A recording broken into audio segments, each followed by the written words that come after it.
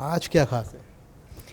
देखिए, आज मेरे पास खास है कि अभी लेटेस्ट अपडेट आ रहे हैं। सुबह से तो हमने अपडेट दिए ही थे कि कॉटन को लेकर एक बड़ी खबर आई थी कि उसके ऊपर जो इम्पोर्ट ड्यूटी थी वो हटा दी गई थी। अब जो खबरें निकल कर आ रही हैं वो रूस और यूक्रेन से हैं। मैं आपको बता दूं कि सूरजमुखी तेल जो भारत सबसे ज़्यादा इंपोर्ट करता है, और यूक्रेन और रूस दो ऐसे देश थे जहाँ पर बहुत अच्छा प्रोडक्शन होता है और वो एक्सपोर्ट करते थे। लेकिन जब ये रूस और यूक्रेन के बीच वॉर शुरू हुई उसके बाद से दूसरे देशों ने अदर सप्लायर्स ढूंढने शुरू किए। तो ऐसे में सबसे आगे निकला है अर्जेंटीना। अब जो डाटा निकल कर आ रहा है वो ये है कि अर्जेंटीना ने इस बार यूक्रेन को पीछे छोड़ दिया है, क्योंकि यूक्रेन सबसे बड़ा सूरजमुखी तेल का प्रोड्यूसर था और रूस भी, और अब अर्जेंटीना ने इस पर अपना कब्जा जमा लिया है और भारत पर भी उसकी पकड़ मजबूत हो गई है। तो यानी भारत ने जो इस बार इंपोर्ट किया वो ज़्यादा से ज़्यादा अर्जेंटीना से किया है। और 2026 में माना जा रहा है कि आने वाले समय में अभी आप देखेंगे कि अर्जेंटीना रूस और यूक्रेन दोनों को पीछे छोड़ देगा। तो एक तो ये बड़ी खबर है, और एक और खबर निकल कर आ रही है वो भी यूक्रेन से की है कि यूक्रेन ये कह रहा है कि साल 2026 में उसके यहाँ पर जो अनाज का प्रोडक्शन होगा, जिसमें गेहूँ, मक्का और सोयाबीन और सूरजमुखी जो ये प्रोड्यूस होगा, ये पिछले साल से ज़्यादा होगा।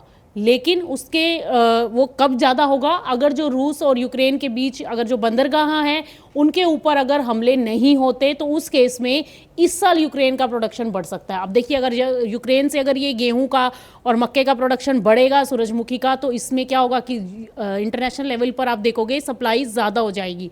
तो सप्लाई ज़्यादा होगी तो जिसके चलते कीमतों पर दबाव आ सकता है, और ये उस कंडीशन में होगा जब स्थिति नॉर्मल रहती है। तो यूक्रेन की तरफ से ये बयान आया है कि उसके वहाँ पर प्रोडक्शन जो है वो बढ़ सकता है। तो अब ये जो लेटेस्ट अपडेट है दो ये निकल कर आ रहे हैं। तो मैम, मैं ये जानना चाह रहा था कि अभी जैसे कि यूक्रेन और रशिया के युद्ध लगातार चल रहा था, युद्ध में हालत जो है वो बहुत ज़्यादा यूक्रेन के ख़राब हो गए थे, लगातार रशिया अटैक कर रहा था, जिसके बाद वहाँ की अर्थव्यवस्था के साथ साथ अगर हम लैंड की भी बात करें तो वहाँ तक भी इस चीज़ को हानि दे जो है वो देखने को मिली। अब यूक्रेन फिर से दोबारा से एक बार उठने की कोशिश कर रहा है। आपने जैसे कि अभी बताया कि एक्सपोर्ट कर रहा है वो सूरजमुखी का तेल का, और सूरजमुखी के को लेकर के जो भी और बाकी चीज़ों को लेकर भी एग्रीकल्चर में वो एक्सपोर्ट कर रहा है।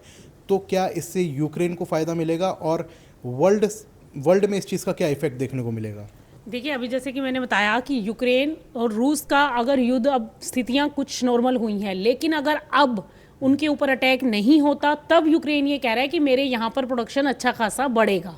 और अगर वहाँ प्रोडक्शन अच्छा खासा बढ़ता है, चाहे वो गेहूं हो, चाहे वो आपका सूरजमुखी तेल हो, या फिर मक्का हो, अब वर्ल्ड वाइड इसका क्या इम्पैक्ट होगा? अगर वहाँ पर प्रोडक्शन पिछले साल से भी ज़्यादा होता है तो आप देखेंगे कि वर्ल्ड वाइड सप्लाई ज़्यादा होगी, और जैसे ही सप्लाई ज़्यादा होगी तो प्राइजेस के ऊपर दबाव आएगा। अगर इंटरनेशनल मार्केट्स में इजीली अवेलेबल होगा कोई भी प्रोडक्ट है तो उसका इम्पैक्ट जो है वो डेफिनेटली प्राइजेस के ऊपर आएगा, और आप देखोगे कि जब सप्लाई ज़्यादा होगी तो प्राइजेस जो हैं वो नीचे जा सकते हैं। और ये उस कंडीशन में हो सकता है जब स्थिति सारी नॉर्मल रहती है। अगर वापस से अटैक शुरू होते हैं, कुछ भी होता है, तो फिर कुछ भी हैपनिंग हो सकती है। लेकिन एज ऑफ नाउ की जो स्थिति है उसके बेस पे ये बयान निकल कर आ रहे हैं यूक्रेन की तरफ से कि अगर जो मैंने पिछले साल प्रोड्यूस किया था, मेरा 2026 में इस बार प्रोडक्शन जो है वो ज़्यादा रह सकता है। वही अभी जैसे कि 2 दिन पहले की खबर थी, हमने देखा था कि रशिया जो है वो अपने बिजनेस सेक्टर में भी, प्राइवेट सेक्टर में भी कुछ ऐसे उसने रूल्स रेगुलेशंस लेकर आने जा रहा है, जैसे कि सरकारी कर्मचारी, बैंक के कर्मचारी हैं, अगर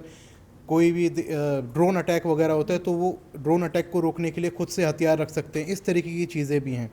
तो कहीं ना कहीं जो ऐसी स्थिति बन रही है अब दोनों देशों के बीच में, तो आपको क्या लगता है कि मतलब कुछ ये युद्ध रुकने की कगार पर है अब, और इससे जो वहाँ के किसान हैं कितना ज़्यादा उन्हें नुकसान हो रहा है इस चीज़ को लेकर के? दोनों ही देशों की मैं यहाँ पर बात कर रहा हूँ, रशिया और यूक्रेन को लेकर के, और वर्ल्ड वाइड इसका इफेक्ट क्या हो सकता है? देखिए, युद्ध की स्थिति किसी भी देश के लिए अच्छी नहीं होती, पहली बात। और ये सिर्फ उसी देश को हैम्पर नहीं करती, उसके साथ अलाइड जितनी भी और कंट्रीज़ हैं जो उनसे बिजनेस करती हैं उन सब के ऊपर उसका असर आता है। अभी हम देख ही चुके हैं जो अमेरिका और ईरान के बीच में जो टसल चल रही है उसका इम्पैक्ट वर्ल्ड वाइड पूरी इकोनॉमी के ऊपर देखने को मिल रहा है, और हमारे भारत पर भी अभी उसका असर आना शुरू हो चुका है। तो जहाँ तक रूस और यूक्रेन के युद्ध की स्थिति और एग्रीकल्चर की बात है, डेफिनेटली अगर ये स्थितियाँ फिर से गंभीर होती है तो वहाँ पर फार्मर्स को नुकसान हो सकता है। इसीलिए जो ये खबरें निकल कर आ रही थी कि रूस अब चाहता है कि उसका हर एक आदमी जो है वो सेना का इंतजार ना करे, कि जब भी कोई अटैक हो तो हम वेट ना करें कि सेना आएगी हमारी हेल्प करेगी। तो इसीलिए वो अपने जहां पर भी उसके कॉन्फिडेंशियल डॉक्यूमेंट्स हैं या जो बैंकिंग व्यवस्था, जितनी भी उसकी इकोनॉमी से रिलेटेड वित्तीय चीज़ें हैं, उन पर वो अपने जो आदमी लोग हैं वहाँ पर, उनके जो सर्विस क्लास लोग हैं, उन सबको वो ट्रेंड कर रहे हैं।